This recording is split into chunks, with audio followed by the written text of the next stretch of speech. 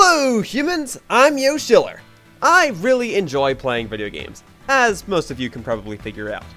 In fact, a lot of people really enjoy playing video games. In recent years, the gaming industry has just boomed in popularity. I mean, we have several conventions dedicated to gaming, several video presentations every month dedicated to gaming, several sports type events dedicated to gaming, several bits of merchandise related to gaming, several movies related to gaming, for better or for worse. We have all sorts of stuff related to gaming nowadays. In recent times, gaming has evolved into a subgenre of sports, known as esports, and we even have museums and award ceremonies dedicated to video games. It does make me happy to see that video games have received so much appreciation in today's society. While there will always be people who will deem things like animation and video games as pointless entertainment, there are still people who have come to respect the fact that this form of entertainment can enlighten people and provide ideas and fun values that other forms of entertainment struggle to convey. It takes a team of smart, talented, and creative people to develop video games, and then it takes several other teams like marketing teams and research teams to determine how to promote these games. But, one way or another, these video games eventually reach store shelves, or more recently, become available on Steam's summer sale, and we, as consumers, go and purchase the games that we desire. Well, that's assuming that a game even gets released onto a store shelf or part of a downloadable sale, and that's assuming that we, as fans, even desire the game by that point. So, don't worry, there's a reason that I just gave this lengthy introduction. Let's get into the topic of this video at hand. There's a certain logic that deems that done is better than perfect. The idea is that if someone had all the time in the world to create a perfect product, then the product would never be completed, and true perfection would never actually be achieved. Now, this statement also has a counter-argument, in that a delayed game is eventually good, and a bad game is bad forever. And that's also true. But the thing is, even when a game is delayed, there's still a new release date, or at the very least, a release window. The whole point of delaying a game is just so you can extend your deadline, get some more work done. Working on something until it's perfect is just not feasible, and that's why deadlines even exist. The point of a deadline is for you to actually have something to present during a specific date. The game that's been making me think about all of this recently is a Kickstarter game known as Mighty No. 9. For those unfamiliar with the game, Mighty No. 9 was a crowdfunded game that was developed by a game developer known as Keiji Inafune. Inafune previously worked on a variety of other popular video games, namely the well-received Mega Man franchise. He also worked on Phoenix Wright and Resident Evil. So when it came to video game development, Keiji Inafune had a pretty good resume. He had a pretty good history. But notice that I said had rather than has. Mighty No. 9 may have potentially ruined his reputation. Mighty No. 9 was first announced on Kickstarter back in 2013, where Inafune announced that he wanted to make a spiritual successor to the Mega Man franchise. Inafune hoped to reach a goal of $900,000, and the game actually reached over $4 million, with over 67,000 people supporting the project. So that all sounds cool, right? The game had a huge budget, it was one of the most successful Kickstarter campaigns ever, and it was being developed by a team of people who previously worked on the iconic Mega Man games. All of that is fine. Then there became the sense of uneasiness when the game started to get delayed. And then it got delayed again. And then it got delayed again. And then it got delayed again. And then it got delayed again. And finally, after over 100 email updates regarding the game's development progress, Mighty No. 9 was finally released in June of 2016. And how is the game? Well, some people seem to like it, but even those who say that they like the game, they'll only say that it's okay at best. The majority of people, though, are disappointed. People didn't pledge all this money and sit through all these delays just to get a product that wound up being okay at best. When Keiji Inafune responded to the criticism, he and his development team came to the conclusion that it was better than nothing. In some respects, that's true. Or rather, that would be true if it weren't for the fact that the game had been delayed so many times. See, if this was how the game was before it was delayed for the first or maybe second time, then yeah, it would be better than nothing. But the fact that the development time took this long, and the fact that Inafune and his team were quick to dismiss the criticism is a little upsetting, to say the least. See, during the development time, Inafune had a few different decisions he could have made. He could have released what he had and updated the game after its launch. He could have gotten additional resources or outsourced parts of the game, or he could have canceled the development of the game entirely and refunded the Kickstarter backers. Saying that all of this was better than nothing is not necessarily an accurate statement, as nothing in this scenario would likely be the option of canceling the game and refunding people. Sure, people may have been angered if the game were to cancel development after all that time, but you know what? Sometimes people bite off more than they can chew, and if Inafune had chosen to go the apologetic route and admit to his faults, he'd likely still be seen as a respectable man who learned from his mistakes. Although I'd like to think that he continued development of the game because he wanted to please his fans, I actually think that he just decided to finish the game because he just flat out didn't want to refund people. But okay. I know that this isn't a video just dedicated to bashing number 9. So, what does any of this have to do with deadlines? Well, had Inafune just released the version of the game that he planned to release by the initial release date, people wouldn't have been as mad. Oh, don't get me wrong, I mean, people would have still been mad. People love to complain. But considering how often people ask for refunds and demand more from what they purchase, I honestly believe that people would have been more accepting of this option as opposed to, well, the result that we got now. The game likely would have still been buggy and okay at best, but from there, the development team could have received feedback more quickly and could have still continued development of the game.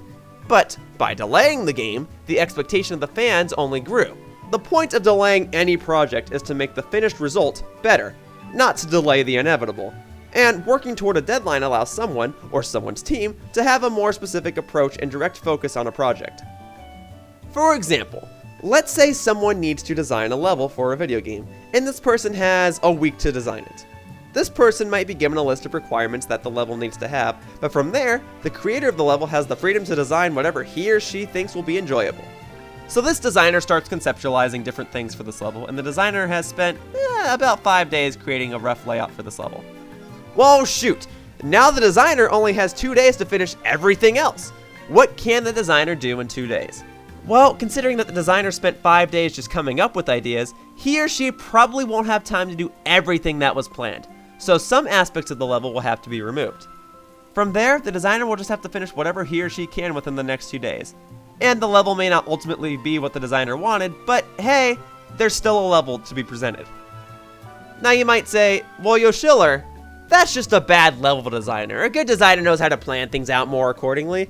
And yeah, you're absolutely correct. This designer has now figured that out.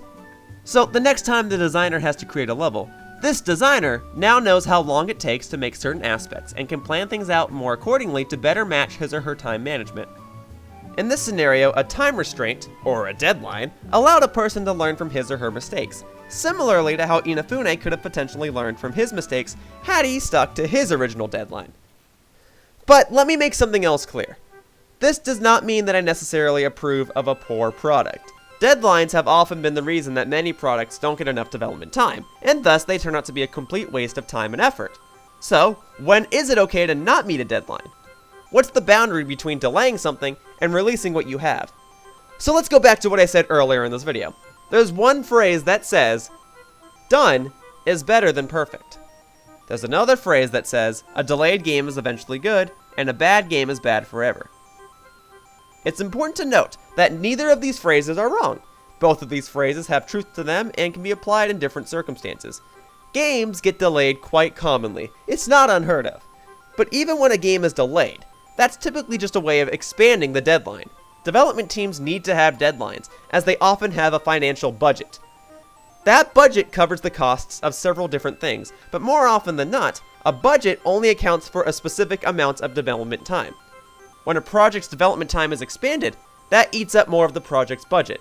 From there, that might even lead to a project's budget running out, and depending on what company is in charge of this project, the development team can either request more money for their budget, or they can scrap the project altogether. What will determine a company's decision will be based on what parts of the project were completed before the project's initial deadline. If a company feels that they'll make back the money that they gave to a company's budget, they may consider creating a new deadline. On the flip side, if a company feels as though not enough progress was made on the project, then they'll either scrap the project entirely, or they'll simply release what they have in hopes of earning some sort of profit.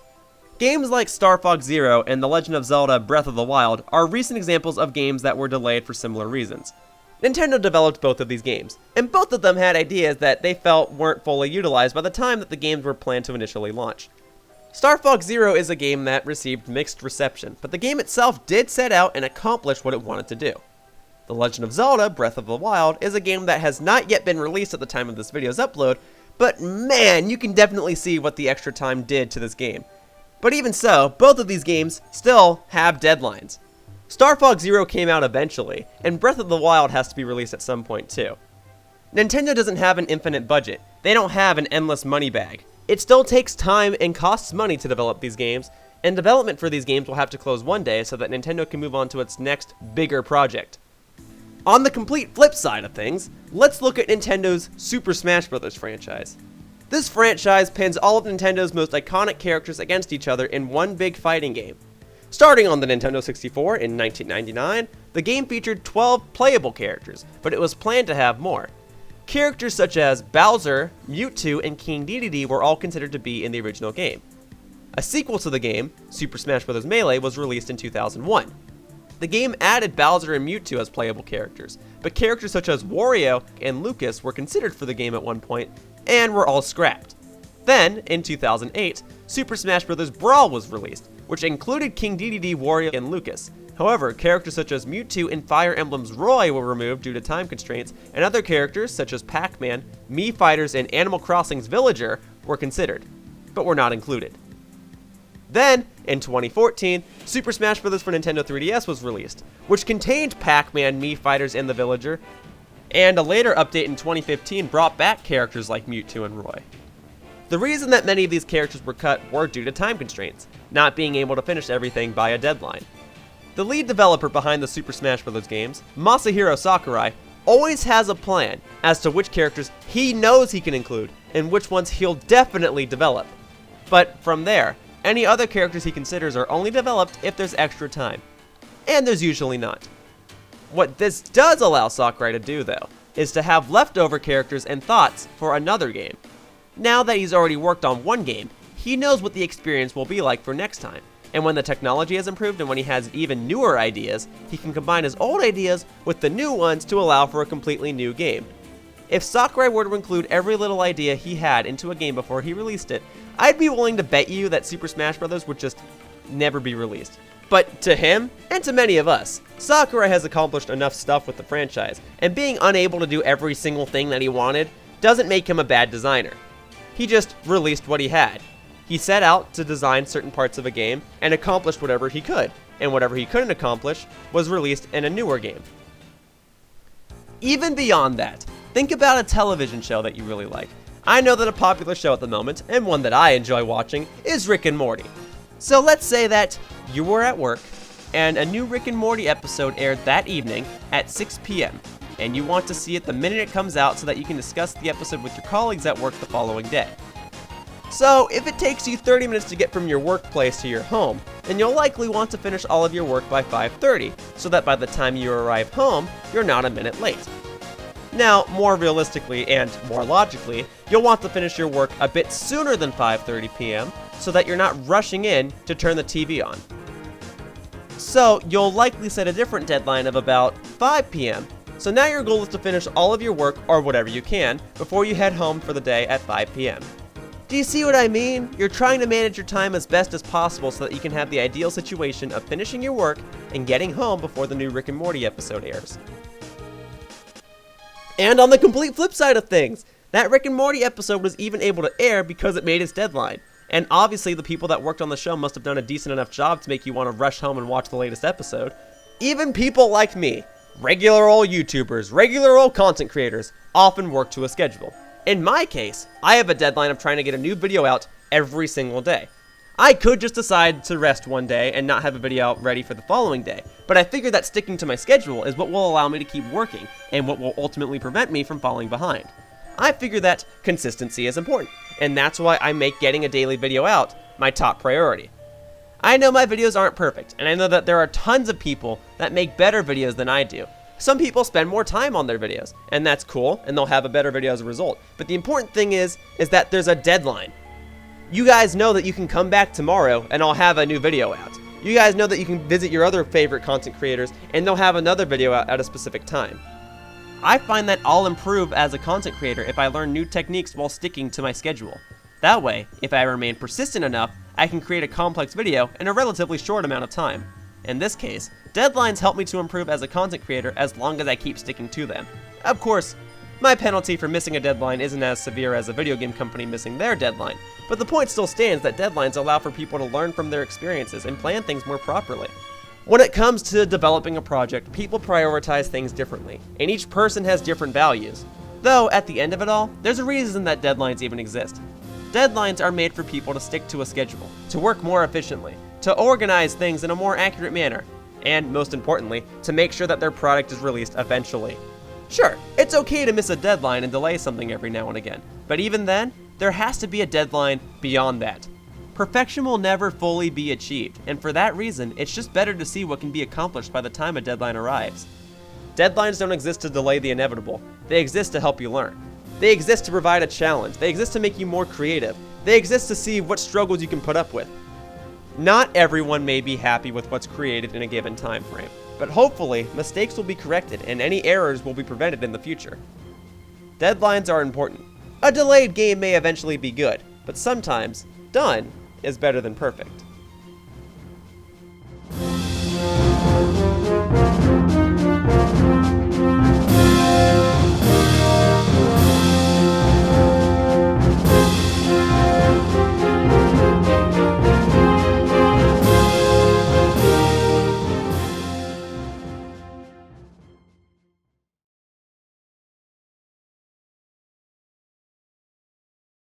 Hey guys, thank you so much for watching my video. If you enjoyed the video, then please consider checking out one of my other videos. On the screen right now, there are various videos and annotations. If you click on one, you'll be redirected to one of my other videos. I post new content every single day, so there's bound to be something that'll catch your interest. And hey, if you want to continue supporting me, then please subscribe to my channel so that you can stay up to date with all of my latest videos and announcements. It's free, and it really helps me out. Also, I have a Twitter account. I usually post announcements there, so if you want to know what my upcoming plans are, then I strongly advise that you check that out as well. Anyway, thank you for watching the video, and I hope to see you around in the future. Bye-bye, humans! Whoosh!